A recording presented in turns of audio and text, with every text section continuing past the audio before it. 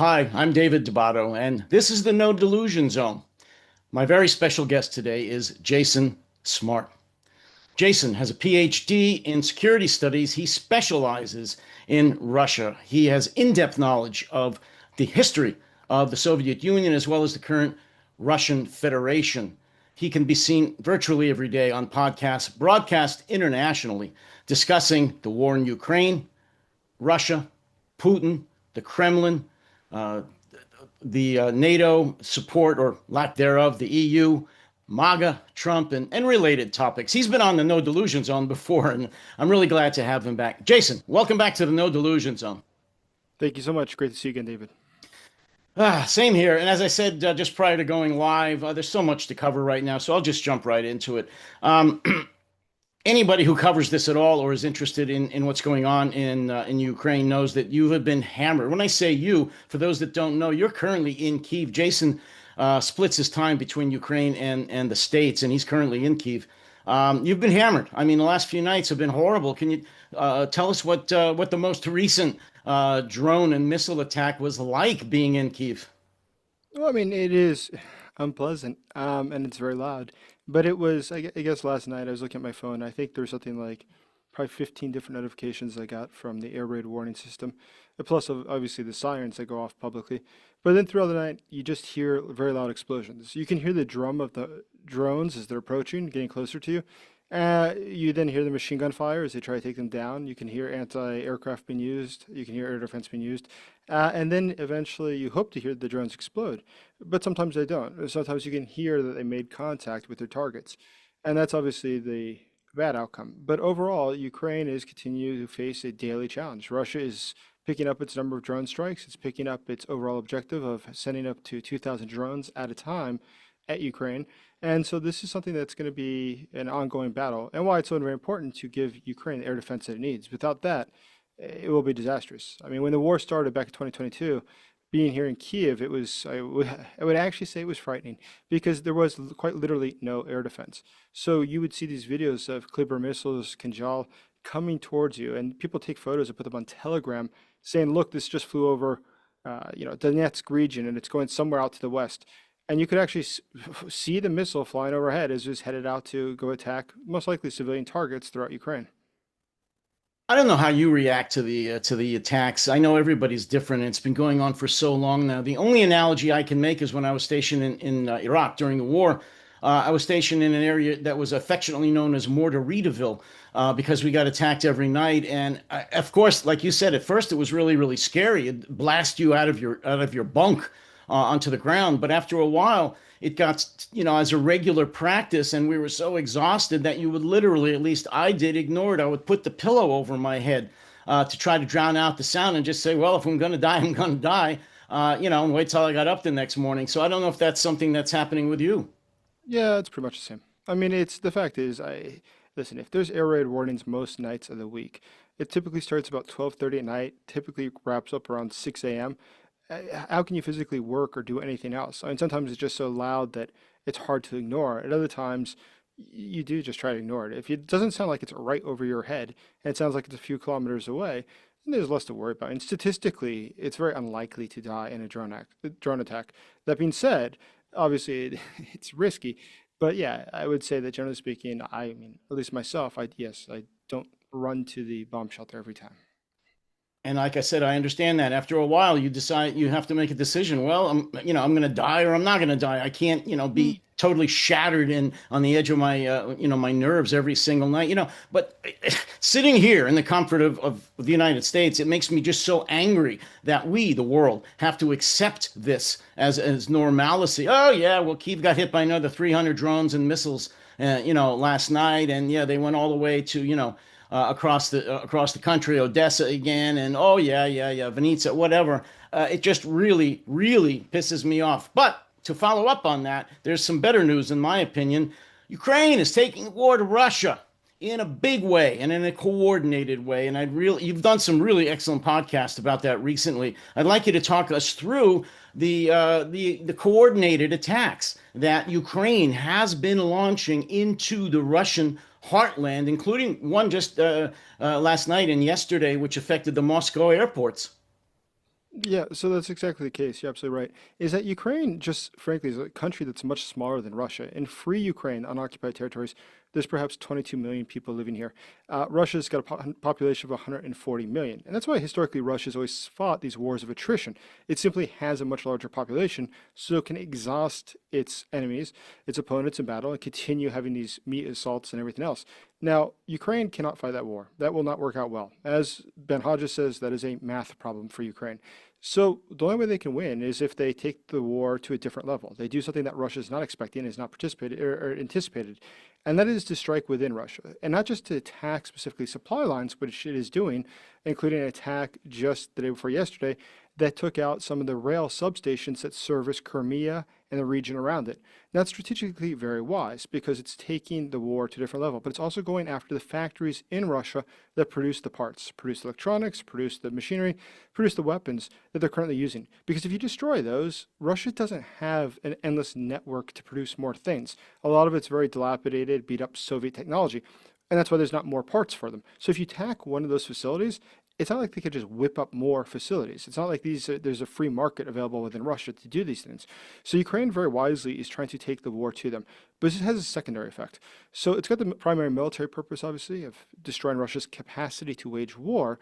But second to that is to also then create political change within Russia. And the way that it does that is creates tension within the society, within the ruling elites, within the Kremlin, and to create more conflict between, say, the FSB, as well as with the military, as well as with the Presidential Protection Unit, because all these different groups are actually at tension. They're not at peace. They don't get along with each other.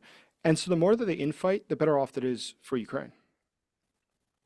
What specific sites have been hit recently that have not been hit before that you personally and professionally would say are going to have and have had already a significant effect on the Russian war fighting that's been going on, as well as the psyche of the Russians? So I think there's, if we look at the political psychology and the psychological warfare side of this first, because I think it's actually the more interesting, is that so they are doing things like the flights over Moscow. Moscow's four airports in total that they have been closed down multiple times now over the past few days. In fact, the strikes carried out in Moscow just in the past couple of days forced some flights to have people stuck on tarmac for 24 hours at a time. We see that there's anarchy, chaos inside the airports of Russia. We see the people are very angry. And this also has a secondary effect that those people then, what do they do in their day-to-day lives? Do they think that there's going to be a better economy, that they think Russia's doing fine? No. So this hurts consumer confidence. This also hurts people who are even the elites. The elites can skate around the sanctions. You know, they have private jets and they can just do whatever they want. They can always pay a premium to break the sanctions, essentially to get an iPhone if they want it. But when it comes to this, well, even your private jet doesn't get you out of the airport if there's drones flying overhead. So this is something that has a effect larger on the economy, a trickle down effect on the overall country of Russia. And the population now is starting to become much more perplexed, much more scared. And the example I always say to people is, keep in mind, the Russians have not really day to day felt this war for the past 3.5 years. But imagine over your own town tomorrow if drones started to show up and started to just strike facilities. And tomorrow, the airport nearest to your house had to close down multiple times as enemy drones dominate the airspace. This means that your government can no longer protect you. So even somewhere in the US or anywhere else in the civilized world, we would say something's going very wrong. So this is not normal. Well, Russia's now having that experience. It's having this wake-up call. And that's what we want them to have. We want them to realize what is actually going on, what is transpiring. Because ultimately, Vladimir Putin is a dictator. And like all dictators, he only has one real objective in this world. And it's not the Russian world, it's not this ideology. It's frankly his own survival. That's all he really cares about. That's what dictators care about is themselves. And so if he realizes this is beginning to pose a risk to his own his own interest in controlling the state, it's at that point he starts to rethink his actions. And that's what I think that the Ukrainians are aiming for. And all signs from the outside is that yes, it is having that effect. There's plenty of secondary data in economics and things like that where people just aren't buying houses. They're not doing things like buying cars. They're becoming increasingly concerned by what's going on. And this alarm within the society is spreading. And that's a very good thing. I absolutely agree with what you're saying, and with what I think is the two-pronged goal of the Ukrainians, which is, of course, to take out a number of their military targets and to affect the war fighting ability, but also to affect the psyche a psychological effect on both the Russian population and the Russian elite. However, I just want to say that knowing the Russian people as I do, perhaps not as well as you, but pretty well. It's going to take a long time. I don't want anybody to think that the Russian people are going to, stage a revolution tomorrow and going to be at the gates of the Kremlin because Sheremetyevo was shut down for a few hours. No, not at all. And like you said, it's starting to have an effect. But I just want to say, and tell me if you think I'm wrong, this is going to be a long-term goal because the Russian people it's in their DNA to suffer and to take bad news and just kind of shrug and go on with their lives. So this will have an effect, but it's not going to be immediate. Do you pretty much agree with that? Well, I think that it's a little bit different. Is that I agree that the Russian people won't rise up. I have no illusions that there's going to be some sort of a red revolution where the people arise. I've worked for many years with the Russian opposition. I've worked with Gary Kasparov's organization specifically for quite a long while. And my own hypothesis is that if you look at revolutionary theory in countries, what is likely to transpire would not be this people rising up, but rather a little bit of a different scenario, which is that let's consider this. Vladimir Putin is 72 years old. On October 7th, he'll turn 73. So he will eventually expire. It's a matter of when. But what's interesting about him and the way that he manages power is that he has conflicting interests within Russia. He has oligarchical clans that hate each other. The FSB, the intelligence service, hates the military. Military hates the FSB. And the ruling elites, the oligarchs worth tens of billions of dollars, they all hate each other. And the reason there was so much violence in the 1990s in Moscow was that it was uncontrolled. Vladimir Putin became the pinnacle of that. He became the cornerstone of that. And it all is based on him. But once he's no longer there, they're going to start fighting. So if you're an oligarch and you realize that your group's sort of on the outs, you get along with Putin, but you don't get along with anyone else. When Putin dies, they're most likely going to liquidate you and your family and take all of your assets because there's no one there to protect you anymore. So the smartest thing you could do is actually be the one who takes Putin out of the equation first, and that allows you to then drive the future, you to become the leader of the country. And I think that's actually a much more probable scenario than many people realize. Just remember when Prigozhin with the Wagner Group started riding towards Moscow, they got to Rostov. He met with the senior military leadership there, and they didn't say to him that this is an illegal assembly. You guys are trying to overthrow the government. They said they drank coffee with him. They said, you really shouldn't do this. This is not a good idea. And on his way there, the military didn't stop him. The police didn't stop him. The National Guard didn't stop him. The Chechens didn't stop him. The border guards didn't stop him. Nobody stopped him. And in quite the opposite, the people in Russia, because we have videos of it, came up, started bringing him flowers. They brought them food. They brought them wine. So the population of Russia did not reject this. Now, if you're somebody considering overthrowing a government, it's very important to consider, will there be a counter-revolution that will then overthrow you and lead to your own downfall? So to avoid that pitfall, you look for these sorts of indicators. And what you see right now is that there is no strong defense for Vladimir Putin. And he knows that. And that's why whenever there's a crisis within Russia, whether it's a strike on the bridge in Crimea or the Wagner event, he disappears. He literally just disappears for days at a time because he lives in fear. And even the senior leadership of Russia during the case of the Wagner incident, but we didn't see Dmitry Medvedev say anything. We didn't see Kirill, the head of the Orthodox Church, say anything. All the senior figures in Russia were silent. And that's because they realized this might be the end. This is not looking very good. And so I think that if we look at the situation in Russia, it's far more unstable than people appreciate. It's far more brittle than people appreciate. And that's why brittle regimes, whether it's Ceausescu's or others, they usually are there. They seem like they'll be there forever. And then one day, something happens. Something snaps. And it is the straw that breaks the camel's back. And you'll see all of a sudden that rapidly there's a political change in the country. So what you're saying, and I agree with you, it's that not that the people are going to rise up in some kind of an October revolution. It's going to be from inside. It's going to be the security services that or the elite that are going to take him out. I mean, Putin is perpetually paranoid, which actually I think that's a good title for my next article. You talked about this in one of your most recent podcasts about him having a special bunker, and I think it's Kazakhstan, and that he probably does have many doubles. And that his, security detail comes up with many ruses to confuse people as to his whereabouts. Talk about Putin's paranoia and how he really does think about his survival right now more than he ever has. So it is true that Vladimir Putin is paranoid, and over time it's gotten pronouncedly worse. I mean, it's something that you can see if you follow the guy carefully.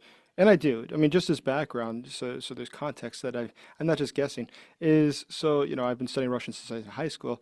my bachelor's, my master's, my PhD, all related to Russian studies, international affairs, that sort of thing.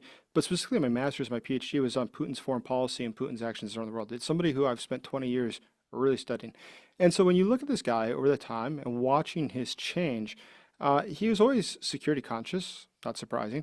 But what he is now is truly borderline paranoia. So around Russia, he has multiple offices that are identical. And they have some in Siberia, they have some in the Far East, in Moscow itself, outside of Moscow, in St. Petersburg.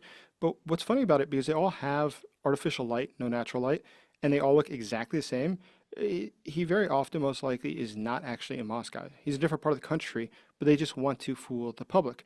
He also has these sort of weird rules, such as requiring 2 weeks of full quarantine if you wish to be able to meet with him. But when he travels somewhere, what he requires is that he doesn't go by plane because he's scared of being shot down.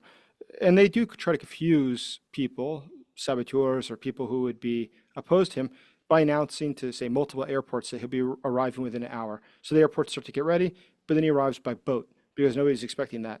But yeah, in the case of Kazakhstan, when he went to Astana, they built out a full bomb shelter in the basement. So they dug in deep. They built a full, to I can't remember the level, but to withstand a serious attack, bombardment. So not just like a car bomb, bombardment, with its own electric system, with its own telecommunication system that was totally independent of the local Kazakh one. And it was for a sustained period of time if you'd have to be in a bunker being bombed in the midst of a war. Now, Kazakhstan's a friendly country to Russia, and there's certainly no reason to believe that the Kazakhs would try to kill Putin. But it shows his increasing level of fear, his increasing level of paranoia. And that's part of the reason that he's making, I think, increasingly bad decisions, is that he is in total isolation. He only meets with 3 or 5 people a day. It's always the same faces. And all those same faces have the same interest, which is to promote themselves. So the guys from the military are telling him things are going great. The guys from the security service are telling him we're doing a great job, but the military's failing us. The guys from the security service are saying, the people in the military can't be trusted. They're all trying to play him for their own self-interest, which is only stoking his own paranoia. It's only creating more of a sense that, in fact, nobody can be trusted. And so I think that Vladimir Putin as a person is becoming very erratic in his decision making. And it's based mostly because it's on bad decisions. I mean, it's based on false information. And Emmanuel Macron said, I guess, a couple of years ago when he's being criticized, I guess right after the war started, right before, when he's being criticized for still speaking to Putin regularly, he said, but you don't understand. This is the only hope that there is that he'll receive true information of what is occurring, not just, some sort of narrative that people in the Kremlin give him. I want to circle back to Putin's paranoia and what he's doing to try to increase his control over the Russian public. But before I do that, so I don't forget, I'd like your opinion, your thoughts on some of the more recent agreements that historic agreements I have and pivotal agreements between the UK, France, and Germany to solidify their defense pact, not only with supporting Ukraine, which is incredibly important, but also for NATO, period, because they happen to feel that, as most people do, that Trump's not going to be there for them, and that the Russian aggression is not going to ratchet down. If anything, it's going to increase. How's that being received in Kyiv? This triumvirate or tripartite, whatever you want to call it, the UK, Germany, and France agreement, security agreement. Well, I think that everyone here realizes that it is necessary for Europe to have its own security policies that are independent of the US. And I think, I mean, just if I was European, I'd say that's probably strategically a wise decision because it's very clear that the US is a wild card. Nobody knows what's going to happen next. And so if that's the case, we have to be, wise and think about what happens. Now, in the case of Ukraine, how they should probably perceive this, or I'd hope that it's perceived by leadership, is that this also opens a new door of opportunities. Because if we're not always talking about the framework of NATO, we're talking about new associations. Why could a new association not include Ukraine? All of a sudden, we don't have to worry about Hungary and Slovakia. We can actually do our own things and have direct negotiations with these countries. So I think that for Ukraine, this is a positive. In fact, back in 2022, before the war started, I was very strongly arguing here in Ukrainian TV regularly that they should do their best to get agreements, bilateral, multilateral, with European countries, because then they could skip all these steps that are necessary for NATO and get to something that would actually provide security for them in the immediate term. I agree with you. I mean, just on the face of it, it's a good thing. But if they can eliminate Hungary and Slovakia, which have been two pains in the ass, especially Orban and get a better security arrangement and not have to go through the Byzantine rules that that rule NATO. I think that's great, and I think this is going to only be positive for Ukraine. And as I said, I want to circle around back now to the the perpetually paranoid Putin and what he's been doing with clamping down even more control over the Russian population. Again, you had some really interesting thoughts in some of your recent podcasts, and you made a statement about how he is actually not slowly but fastly building what you termed a digital prison.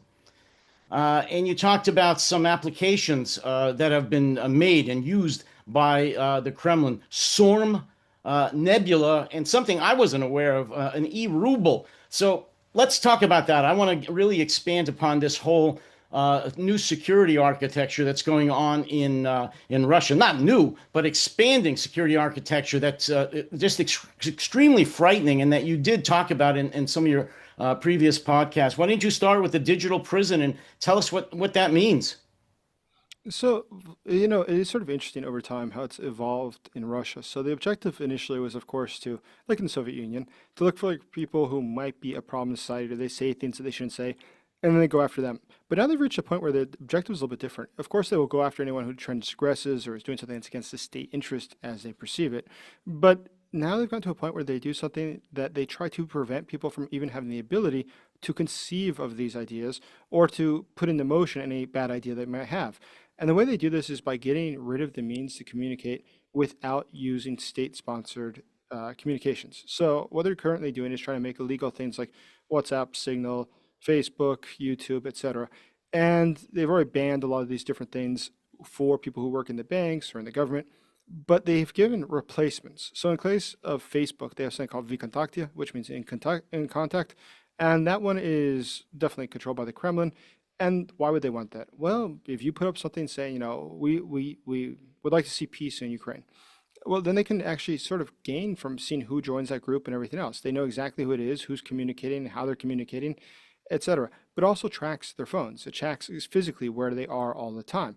And in all the other devices they've rolled out, such as with the other communication stuff, well, that allows them to read your messages. And when it gets to the e-ruble, this is sort of interesting. So the e-ruble is something that a lot of people haven't talked about yet, but it's coming, is that so the e-ruble has two major purposes. They're trying to one is economic in nature, is that they said if we have an e-currency, then it will allow us to be able to, more easily transact, et cetera, et cetera. But the reality is this, is that this is just going to be the means to create devaluation of their currency without physically printing the money. So this is going to save money on printing because now we all have electronic money. But what's the value of that electronic money really? It has no value. But more than that, if everything has to be done with e-transactions, with the e-ruble that's hosted by the government, that means they can freeze your accounts whenever they want with the click of a button. So if someone, and you just imagine very logically, if you have something like algorithms that are looking at what you're saying in vKontakte, and they see what you're saying publicly, and they say, this guy, we should probably make sure they can't make any more transactions, they can just freeze it. And then you have to go justify to the government what you've done, what you've said, how you've behaved, if you want your money back. So they control you economically, they control your means of communication, they control your means of being able to associate with others. One of the objectives of all dictatorships is to prevent people from being able to coalesce against them. And this is just a new step of being able to do that by cutting off at the very root, cutting off at the stage where people are still considering doing something that would be against Putin's interest. Talk about SORM and Nebula. Oh, sorry, yeah. So Swarm and Nebula is a fascinating system. So back in 2023 or 24, there was a hacker collective that reached out to me that's working against the Russian government, and they provided a ton of documents that showed quite clearly there is a system called SORM. Now, SORM is a system that is created by the Russian intelligence services that must be implemented by all communications within Russia, that is telecommunications within Russia.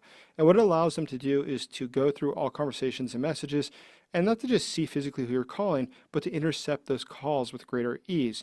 And it does it electronically. So it's, scanning thousands or millions of phone calls per day and being able to track what's going on, who's saying what, and who's up to something that could be potentially nefarious, as they would define it. And so this is a fascinating system, is that we thought that existed before. There have been rumors about that, but it never been proven.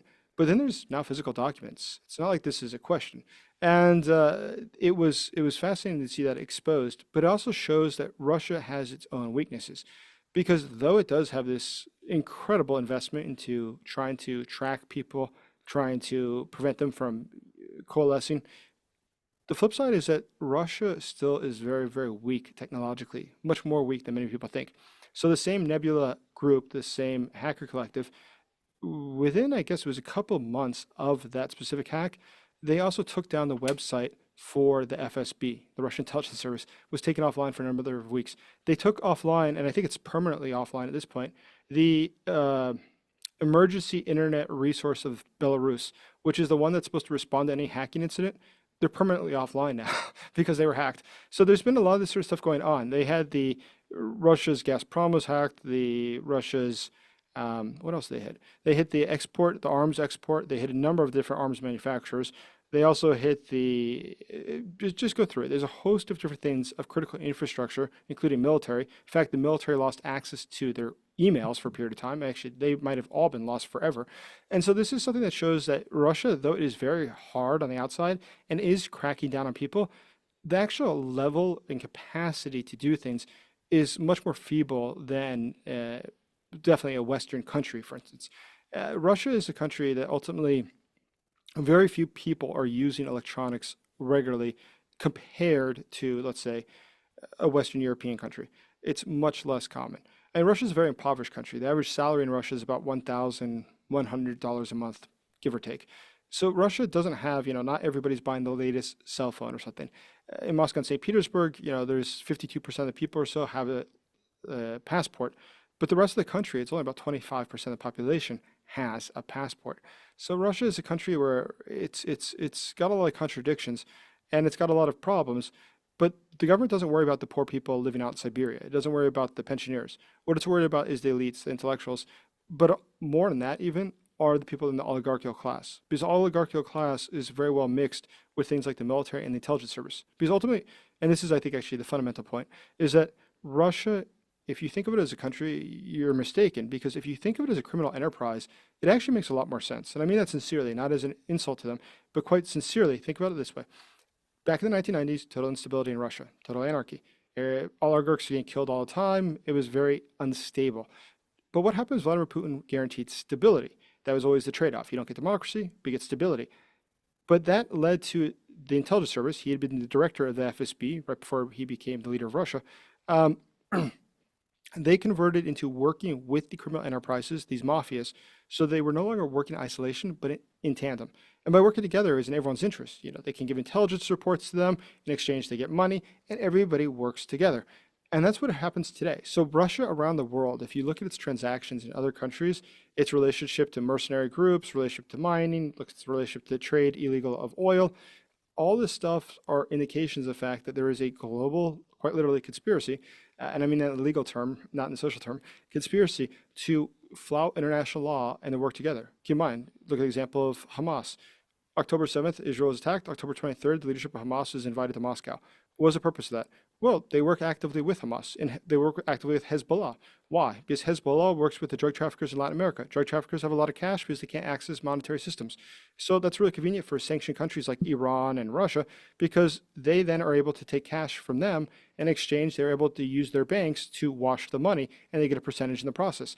All these different things work together. It's not something that's in isolation or in a vacuum, but a global system of crime that they're engaged in. What you're talking about, especially inside of Russia, is really insidious, and many people, if not most people, certainly here in the States, don't realize exactly what's going on. What you're talking about is curating people's thoughts, controlling absolutely what they can have access to, and then when they do have access to it, what they think, and molding what they think, which you described as a digital prison. And it's worse than ever, in my opinion. And I have to, at this point, make the analogy to what's going on here in the States. Now, as we all know, Putin, one of his first acts was to, eliminate the free press. He's still arresting and jailing journalists, and just about every independent news platform in Russia is either out of business, in jail, or in exile.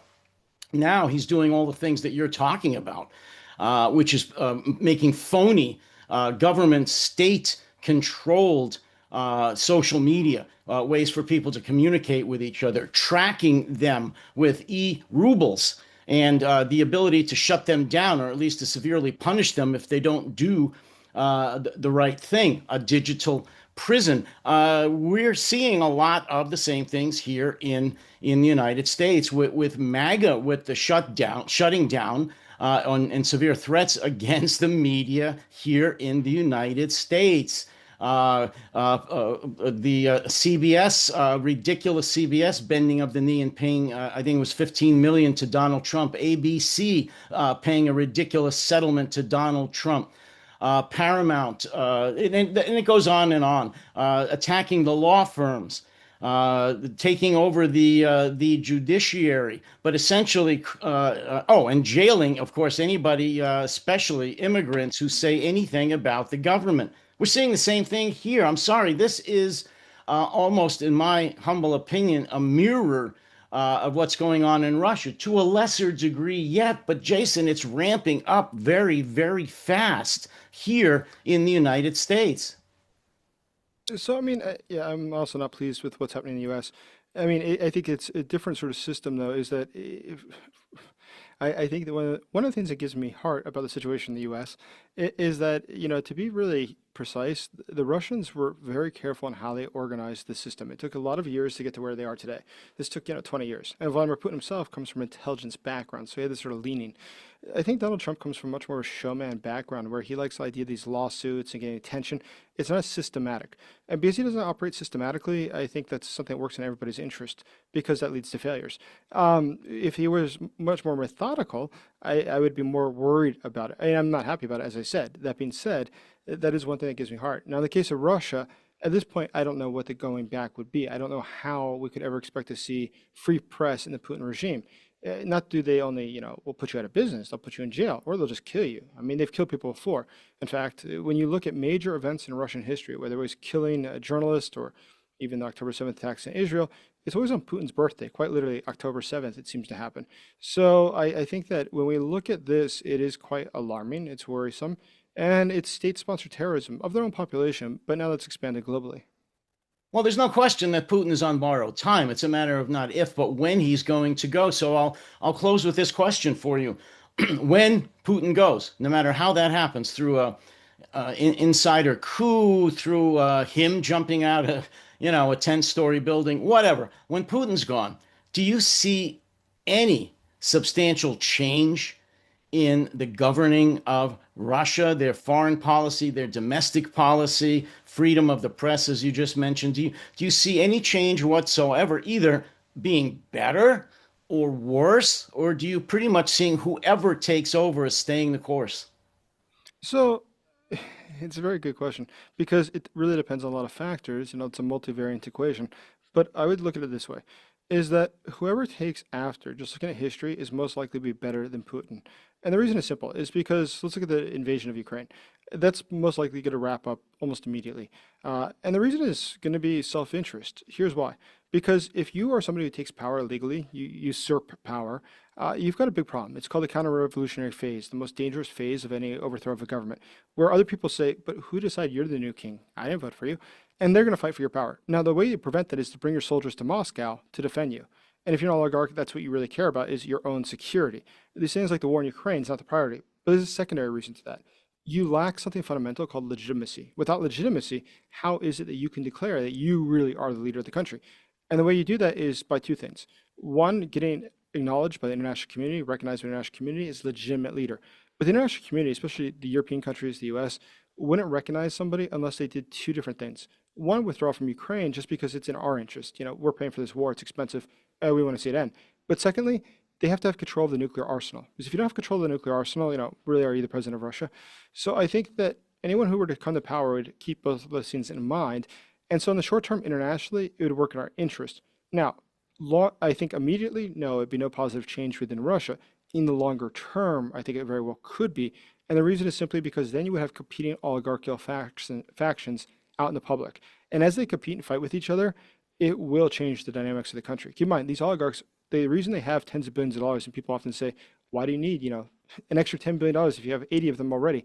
It's because that's their war chest. They plan on having a future battle. Quite literally, they plan on fighting with each other. And that's why so many of them now have their own private military companies, which was a strategic error of Putin to allow that, because when they start fighting, it's going to be a bloodbath. I know I said that was the last question, but and we really don't have the time, but I've got to sneak this in because, of course, it's on everybody's mind. The alleged pivot by Donald Trump towards now supporting Ukraine with weapons. What's the mood there in Kyiv? Do they really think this is a thing, or do they think it's just the latest flip-flop of Donald Trump and that the weapons aren't going to actually get there, or at least not enough of them? And before you answer, I tell you that I don't have a clue.